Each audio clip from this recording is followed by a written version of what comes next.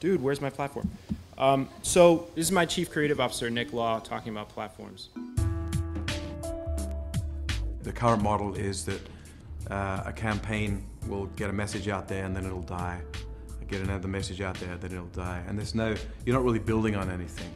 If you can build a useful service layer, then that people are going to interact with, then what you're doing is you're selling a behavior. And when you sell a behavior, an ongoing behavior, then the goal of the campaign becomes to enlist people into that platform.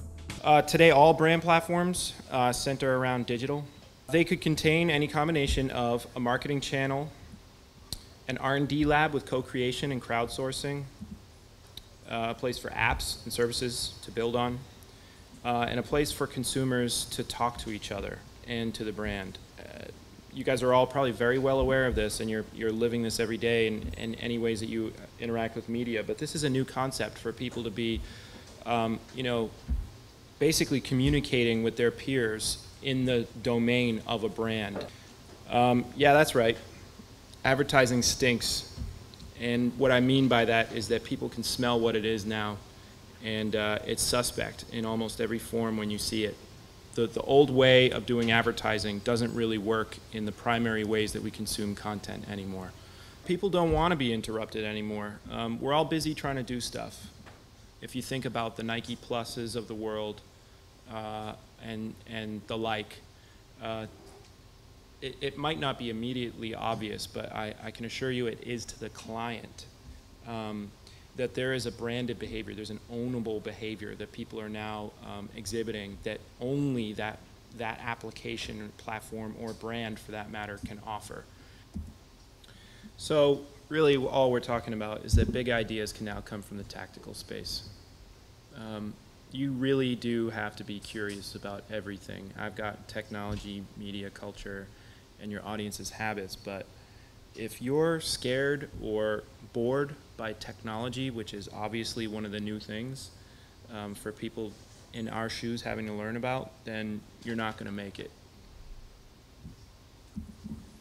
So everybody, I think, is fairly aware of Nike Plus. I wanted to throw in the case study just because I think it's very clear about how it works as a platform, and I think once now I've given you this context, you might appreciate it a little bit differently.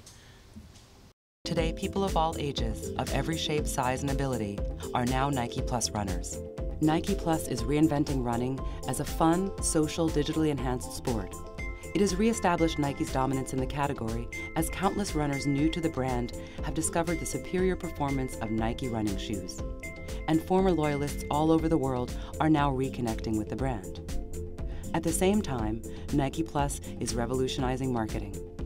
Consumers expect more from a brand than static, outbound messaging, and Nike Plus redefines how a brand can reach its audience through meaningful personal experiences, two-way communication, and innovative technology.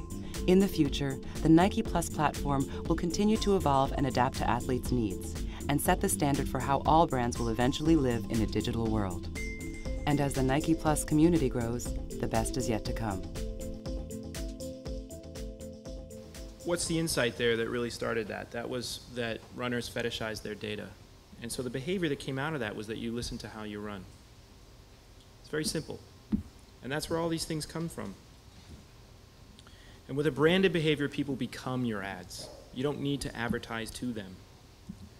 And this is where product design, interface design, and advertising are converging. And that's why I would assume in the next 5 to 10 years, anywhere that you're going to be working, if you're working in the quote-unquote advertising industry, I don't even know what it'll be called by then, if it will still be called that, but it's going to be a very multidisciplinary environment that you're in, and you're going to be working with interaction designers, technologists, not just writers and art directors.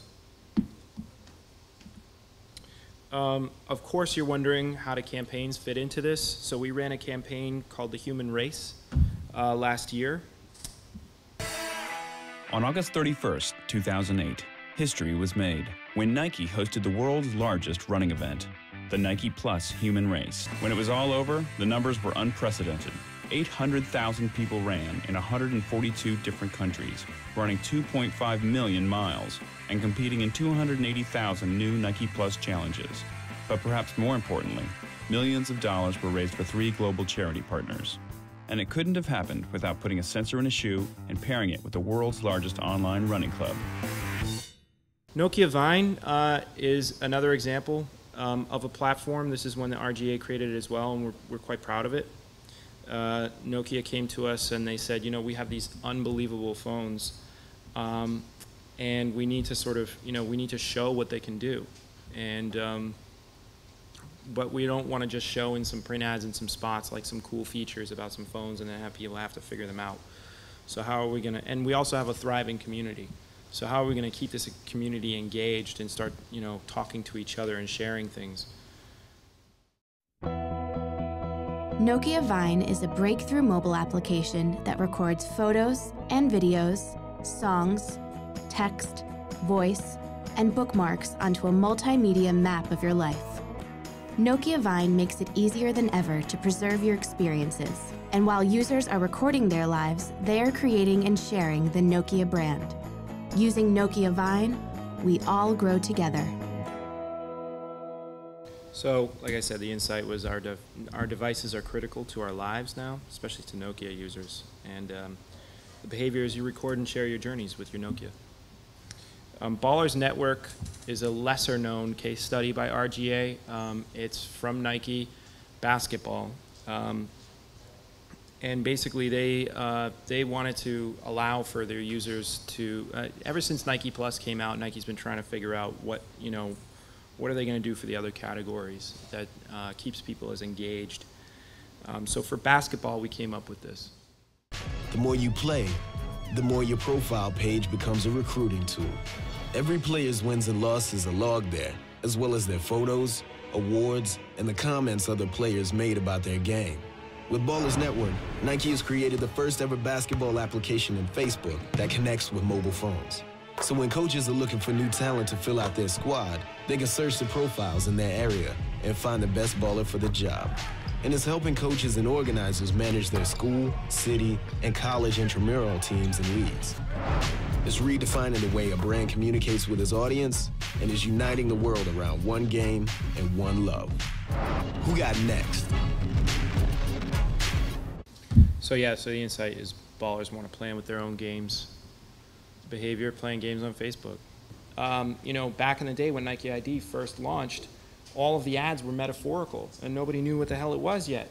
So the most emotional experience on Nike ID is actually using the application. It's not through the advertising. The best ads for Nike ID have always been just things that just show what it does.